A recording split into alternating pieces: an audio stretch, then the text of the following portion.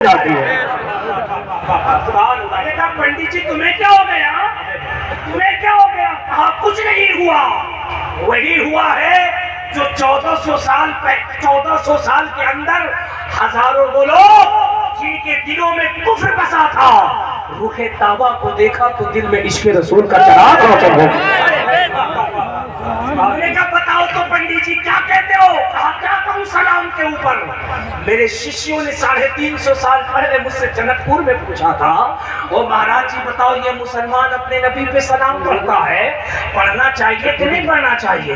میں نے اپنے ششیوں سے کہا دیکھ میرے آئیڈیل رام اور کرشن ضرور ہیں، لیکن اگر تو نے مسلمانوں کے نبی کی بات کری ہے تو سچی بات یہ ہے کہ جب میں نے مسلمانوں کے نبی کی جیونی پڑھی، ان کی مہمہ پڑھی، ان کا اتہاس پڑھا، ان کا ورنن کیا، تو ہم ہندو ہو کر بھی مانتے ہیں۔ میں نے کہا پنڈت جی کیا مانتے ہو؟ نقل کفر کفر نباشا، مجھے اوروں کی زبان پڑھنا مقصد نہیں، مجھے بتانا یہ مقصد ہے۔ دیکھ دنیا کی جو بھی کتابیں کھول، کتابیں بعد میں بند ہوتی ہے، آمنہ کے للہ کا چرچا پہلے چمکتا ہوا ہے۔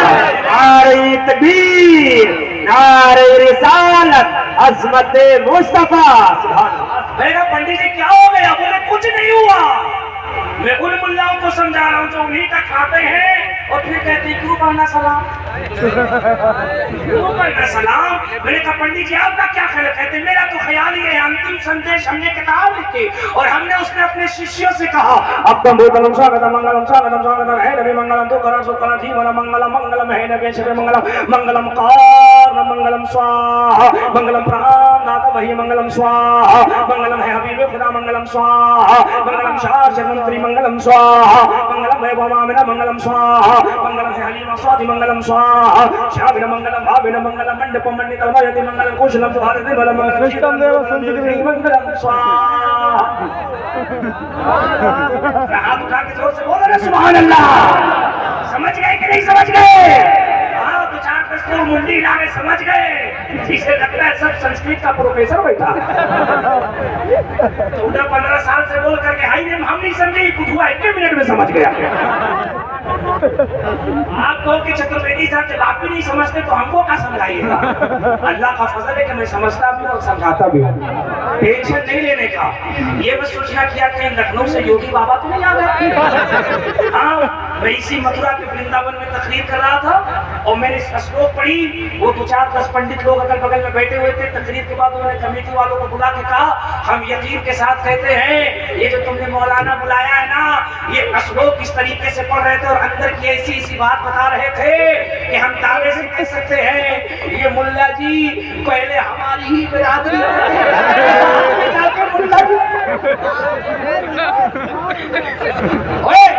تالی مت بجاؤ، مسکراتے ہو مسکراؤ۔ میرے آقا نے فرمایا جو ایک مومن کو دیکھ کر کے مسکراتا ہے اللہ اس کے نیکی حصے میں 70 نیکیاں لکھ دیتا ہے۔ تالی مت بجاؤ۔ تالی کون برادری بجاتی ہے یہ سفر بزمی بھائی سے پوچھو، تمہیں پھر بھی پتا نہیں تو جا کے کانپور ریلوے اسٹیشن تالی نہیں بجانا، ذرا پورا مجمع مسکرا کے کہہ دو سبحان اللہ۔ کمیٹی والوں نے مجھے فون کرا، بولے حضرت ایک بڑا قدیم معاملہ ہو گیا۔ میں نے کہا کیا ہوا؟ میرے وہ پنڈت جی لوگ رات سننے آئے تھے، وہ کہہ رہے تھے آپ نے جو مولانا بلایا تھا ہم یقین کے ساتھ کہتے وہ ایسے سلوک پڑھ رہے تھے کہ یہ کنفرم ہو گیا کہ پہلے یہ ہماری برادری کے بارے میں نے کہا ٹینشن مت لو، اللہ کا فضل ہے کہ میں خاندانی گھونٹا ٹھوک ٹنا ٹن ٹکلی سنی بریلوی مسلمان ہوں۔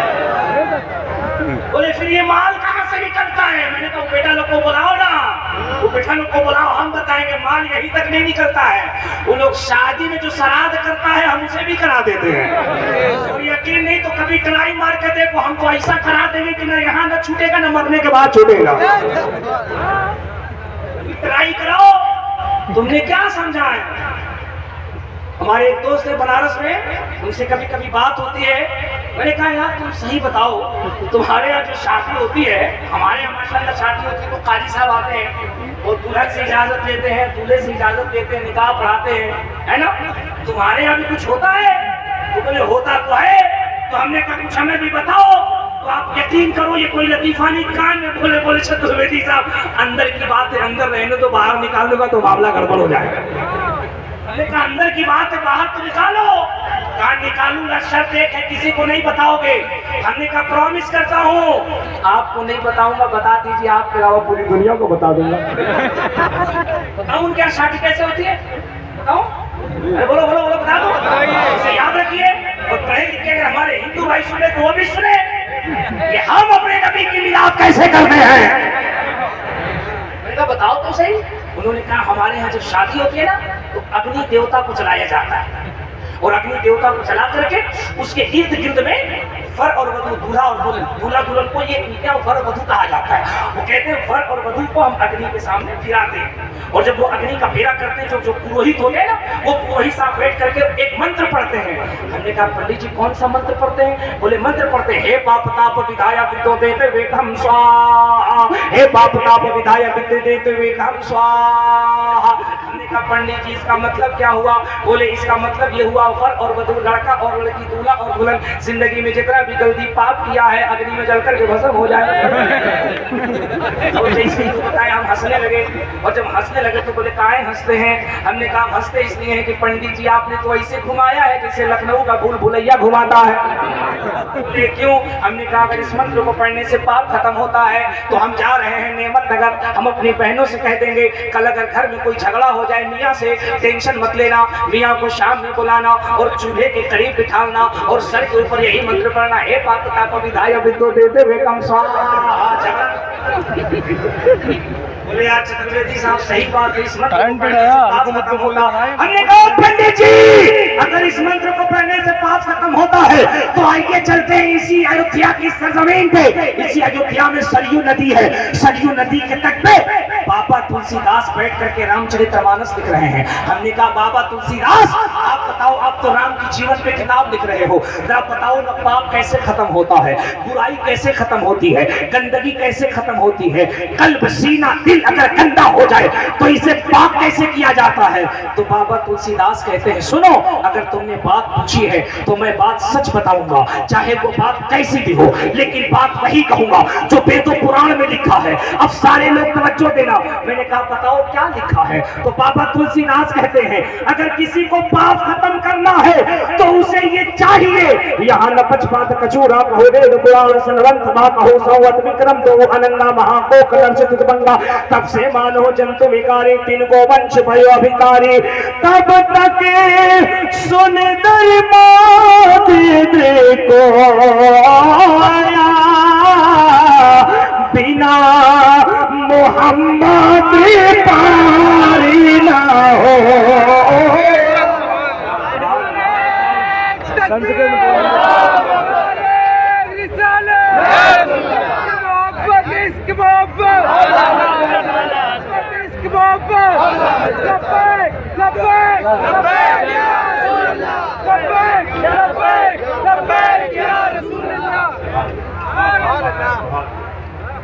समझे? इससे तुमने क्या सीखा?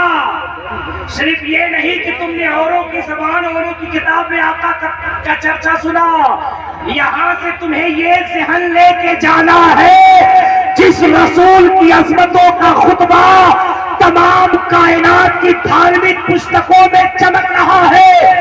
उस मोहम्मद अरबी के दीवानों, बात क्या है कि 1400 साल के अंदर जिस रसूल की तालीम से पूरी दुनिया फैज़याब हो गई, आज उसके मानने वालों पर जुल्मों पर बरियत के पहाड़ तोड़े जा रहे हैं।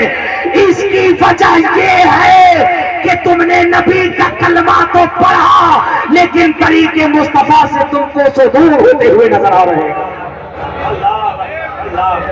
इसकी बुनियादी वजह ये है, हाँ पलटो अपने मिशन की तरफ, पलटो अपने मिशन की तरफ। मैं एक बात तुमसे पूछता हूँ या हजारों की तादाद में नौजवानों, तुम दिल पे हाथ रख करके बताओ कितने ऐसे लोग हो जो सुबह की सुहानी घड़ी में भीनी भीनी फिजा में नमाज़े फज्र के बाद कुरान पाक की तिलावत करते हैं।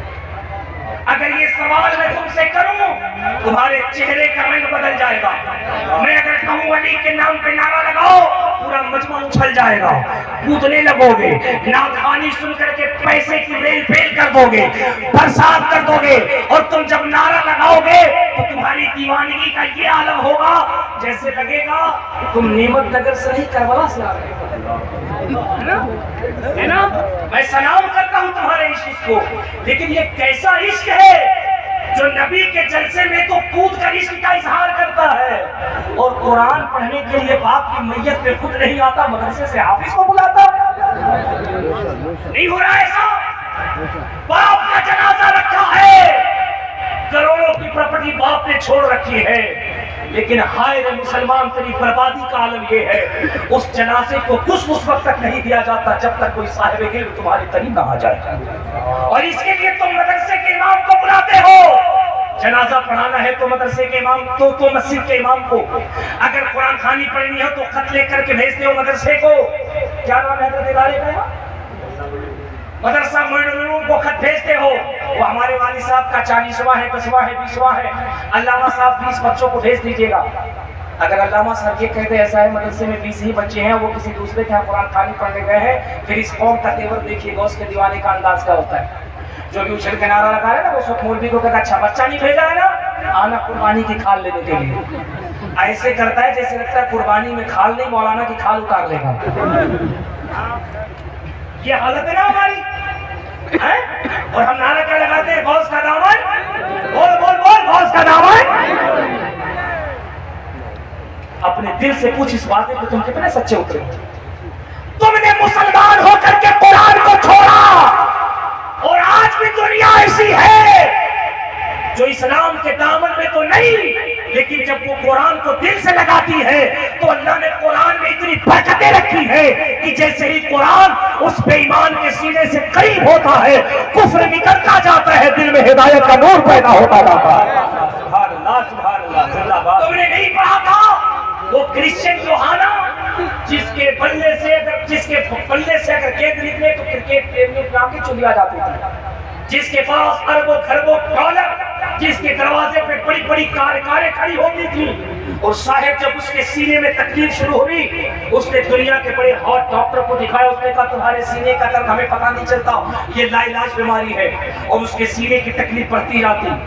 اس نے نہیں اپنی بایوگرافی میں لکھا It is clear to me that this statement must have come to Muhammad sallallahu alaihi wasallam from God Allah, because almost all of this knowledge was not discovered until many centuries later this crossed to that Muhammad sallallahu alaihi wasallam۔ یوحنا لکھتا ہے کہ میں چھت پہ اپنی terrace پہ ٹہل رہا تھا کہ میری نگاہ اچانک جب میری کالونی میں بستی پہ گئی تو میں نے دیکھا ایک شخص ایسا آ رہا ہے جس کے چہرے پہ داڑھی ہے، سر پہ ٹوپی ہے، جسم پہ اسلامی لباس ہے، اس کے چلنے کی ادا بتا رہی ہے کہ یہ کوئی اور نہیں مدینے والے کا غلام آ رہا ہے۔ اس نے کہا کہ میں دوڑ کے گیا، اس کے قریب جا کے کہا یار مہینوں سے میں اپنے سینے کی تکلیف سے پریشان ہوں، درد سے بے چین ہوں، اگر میرے درد کا علاج تیرے پاس ہے تو بتا۔ اور جلسے دستار حفظ و قرت میں آنے والوں اور میری ماں بہنوں سنو، جب اس نے کہا تو اس بندے مومن نے کیا کہا؟ اس نے کہا یار دیکھو مجھے تمہارے درد کا پتہ تو نہیں، لیکن میں اتنا کہہ سکتا ہوں میرے پاس ایک کتاب ہے، یہ کتاب لے، رات کو سونے سے پہلے اسے درد والی جگہ پہ لگا لینا، صبح جگنا پھر اسے پڑھنا اور سینے پہ لگانا، چند روز کر کے دیکھ۔ یوحنا اپنی بایوگرافی میں لکھتا اللہ کی عزت کی قسم چند روز اس کتاب کو پڑھنے کے بعد ایسا لگتا تھا یہ سینہ نہیں مصطفیٰ کا مدینہ بن گیا ہے۔ نعرہ تکبیر، نعرہ رسالت، عظمت قرآن مقدس۔ اس نے کہا میں حیرت میں پڑ گیا اور میں نے فیصلہ کیا جب قرآن کا یہ عالم ہے تو جس ذات پہ اللہ نے قرآن کو نازل کیا ہے اس ذات کا عالم کیا ہوگا۔ یوحنا کہتا میں اس پاک ذات کو گواہ بنا کر میں اسلام میں داخل ہو گیا کلمہ شریف کو، اور اس نے اپنا نام یوحنا سے محمد یوسف یوحنا رکھ دیا ہے۔ دنیا آج بھی قرآن کو پڑھ کر کے اپنے وجود کو چمکا رہی ہے۔ او غوث کا دامن نہیں چھوڑنے والے، تیری حالت یہ ہے کہ تو اتنے بڑے جلسے میں بھی بیٹھا ہے تو 10 روپے کی سر پہ ٹوپی نہیں رکھ پا رہا ہے. کیوں؟ تیرے بال جو خراب